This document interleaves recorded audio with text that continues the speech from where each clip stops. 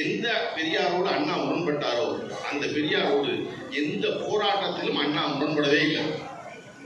ஒரு கட்சி போராட்டம் வச்சு நம்ம போராட்டம் இருக்கிறோம், திமுக போராட்டம் இருக்கிறோம், அது ரொம்ப நியாயமான போராட்டமாக இருக்கும். ஆனால் நம்ம எதிர்க்கிறவன் என்ன செய்வான்? அந்த போராட்டத்துக்கு வரமாட்டான்.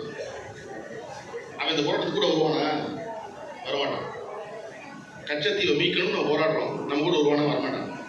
அது ஒரு அவதூறு சொல்லுவான், நீங்க தான் கொடுத்தீங்கம்மா, எங்கடா கொடுத்தாங்க காட்டுறா வரலாறுனா காட்ட மாட்டாங்க. ஒரு டேட்டா இருக்காது, வாட்ஸ்அப் பார்வையே சொல்லுவாங்க. நம்ம கூட வருவானா? வரமாட்டான். அது மக்களுக்கு நலன், அதை திமுக செய்கிறது. உடன் வந்து நிற்பான நிற்க மாட்டான்.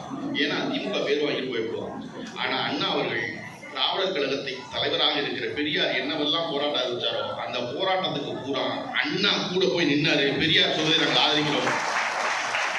குலக்கல்வி திட்டத்தை எதிர்க்கிறார் பெரியார். குலக்கல்வி திட்டத்தை பெரியாரை விடவும் தீவிரமாக எதிர்க்கிறார் அண்ணா.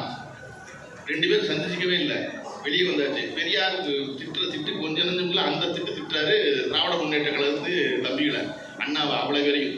பெரியார் எல்லாத்தையும் எதை செஞ்சாலும் எக்ஸ்ட்ரீம் தான் செய்வார், எதுவுமே நிதானமே இருக்காது. எதிர்க்கிற முடிவுனாரா முழு எதிர்ப்பு தான், ஆதரிக்கிற முடிவுனாரா முழு ஆதரிக்கிறது தான்.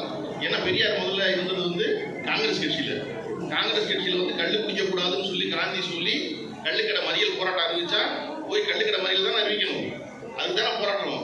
பெரியார் ஒருத்தர் தான் இந்தியாவிலேயே காந்தியின் தொண்டர்களில் தான் சொந்தமாக வச்சிருந்த 5000 தென்னை மரத்தை வெட்டின ஒரே ஒரு ஆள் பெரியார் மட்டும்தான் வெட்டினார்.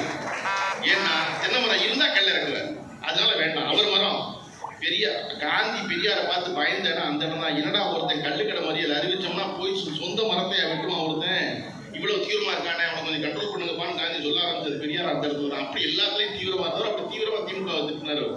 ஆனா அது எதை பற்றி மனதில் வைத்துக் கொள்ளாமல் அதே போராட்டம் அந்த தலைவனை சேர்ந்து அதே ஜெயிலுக்கு போறாரு.